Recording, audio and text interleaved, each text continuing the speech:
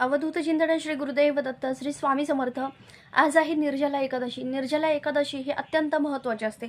आपल्या मनातील कुठल्याही इच्छा पूर्ण करायची असेल किंवा मनपूर्ती करण्यासाठी एखादी बरेच वेळेस गोष्ट आपल्याला मनासारखी घडत नाहीये आणि ती पूर्ण करण्यासाठी आजचं हे व्रत केलं जातं। आता हे आजचं व्रत कसं करायचं, उपवास कसा करायचा आणि काय सेवा करायची या संदर्भातली थोडक्यात माहिती सांगणार आहे। तर बघा, एकादशी म्हटलं काही भगवान विष्णूंना समर्पित आहे।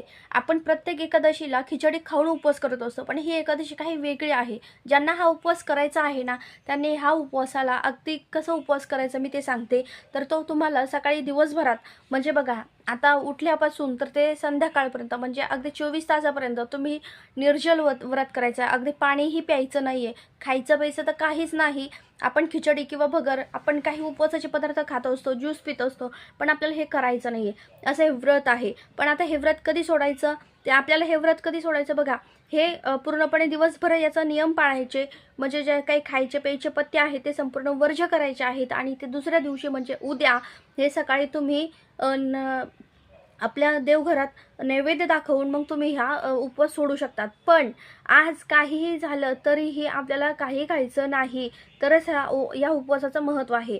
तुम्ही सकाळी संकल्प सोडून घेऊ शकतात आणि संकल्प सोडल्यानंतर का मी आज अशा व्रताचं पारणं करीत आहे आणि तुम्ही याच्यानंतर जी काही सेवा करणार आहात ती सांगणार आहेत, ती तुम्ही ते करायची आहे आणि तुम्ही संकल्प सोडून झाल्यानंतर तुम्ही हे व्रताला सुरू करू शकतात। घरातील आपल्या घरात बाळकृष्ण असेल किंवा नसेल तर स्वामींची मूर्ती असेल किंवा दत्तांची मूर्ती असेल तरी आपल्याला याच्यावर अभिषेक करायचा आहे। अभिषेक करताना पुरुष सुक्तम खूप महत्त्वाचं आहे, पुरुष सुक्तम म्हणायचं आहे। त्यानंतर त्या अभिषेकाचं पाणी घरातील सर्वांनी घेतलं तरी अतिशय उत्तम, किंवा जे पारायण करत आहे त्यांनी घेतलं तरी चांगलंच आहे। पण त्यानंतर आता आज सेवा काय करायची आहे, भगवान विष्णूंचा हा दिवस असल्यामुळे अधिक मासात आपण भरपूर काही सेवा केल्या आहेत, पण तसंच आणि आपल्याला काय करायचं आहे ह्या दिवशी भगवान विष्णूंची सेवा सगळ्यात महत्त्वाची म्हणजे अधिक मासामध्ये आपण ह्या सेवेला खूप जास्त भर देत आहे। कारण पितृदोष जर संपला तरच आपण माणूस म्हणजे हा संसारी जीवनामध्ये सुखी होऊ शकतो। कारण की सगळीकडे पितृदोषाचे जास्त कारणे असतात। तुमच्या आयुष्यात काय काय घडतं काय काय नाही, आपण जर पितृंना विसरलो तर खूप मोठ्या गोष्टी आपल्या आयुष्यात घडत असतात। त्याच्यामुळे मला एकच सांगायचं आहे की ह्या दिवशी भागवत पारायण हे झालंच पाहिजे। कोणत्याही परिस्थितीत भागवत ग्रंथाचं हे पारायण, संक्षिप्त भागवत छोटा ग्रंथ हे वाचन झालंच पाहिजे। 1 ते सव्वा तास ते 1.5 तास खूप जास्त होतो, त्या सव्वा तासामध्ये होऊन जातं। अगदी छोटे अध्याय आहे ते वाचायचे आहेत, तुम्ही दिवसभरात कधीही सेवा करू शकता। आता यानंतर काय येतं ते सगळ्यात महत्त्वाचं तर तुळशीपत्र। तुळशीपत्र बघा, आपण आहे ना एकदम अगोदर तोडलेलं असायला पाहिजे आणि खास करून स्त्रियांनी तर महिलांनी तर अजिबात तोडू नका, त्या सौभाग्यवती असल्यामुळे त्या आपण तोडायचं नाहीये कधीच। आणि सगळ्यात महत्त्वाचं म्हणजे हे जर अगोदर तोडलेलं असेल किंवा तुम्ही बाजारातून विकत घेतलेलं असेल तर त्याच्यावर आपल्याला 1 जरी मिळालं, 10 जरी मिळालं किंवा 110 मिळाले तरी काही हरकत नाही, पण 1 जरी मिळालं तरी आपल्याला त्याच्यावर आपल्याला विष्णू सहस्र नामावली म्हणायची आहे। 1008 नावं असतात, ते 1008 नावं घ्यायची आहेत। आणि तुम्हाला जर माहिती नसेल कुठे आहे काय, विष्णू सहस्र नामाचं जे छोटंसं ग्रंथ आहे त्यामध्ये मिळून जातं।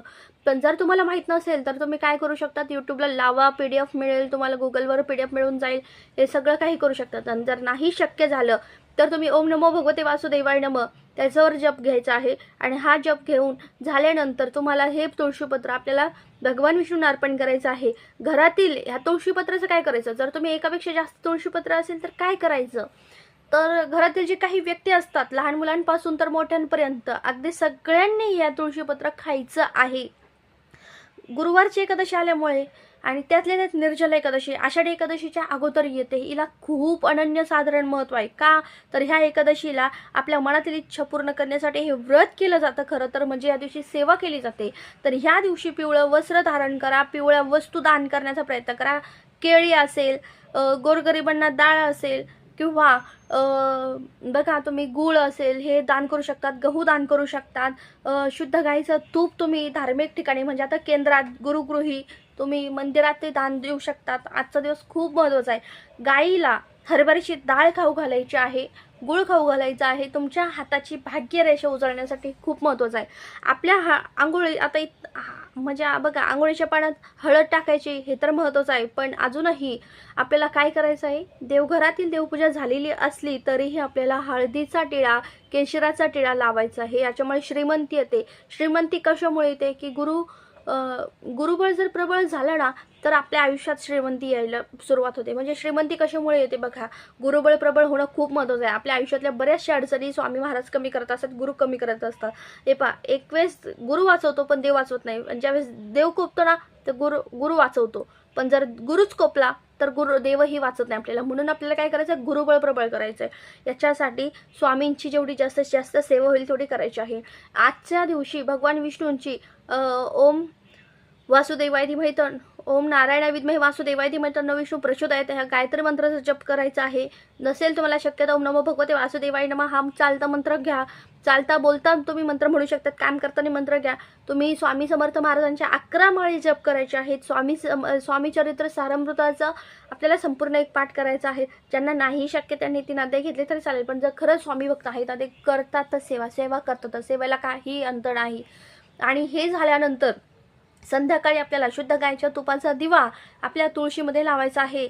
आपल्या तुळशीला प्रार्थना करायची आहे. तुळशी माता ही कोण आहे, आपल्या घरात आपण जे काही महिला ज्या काही सांगतात ना, तुळशीची प्रदक्षिणा करतात, तिच्याजवळ ज्या काही इच्छा बोलतात ना, त्यामुळे आपल्या घरात ज्या काही गोष्टी चांगल्या घडत असतात तर त्या फक्त खरंच खूप चांगल्या घडत असतात. त्या फक्त महिला ज्या सकारात्मक असतात त्यांच्यामुळे घडत असतात.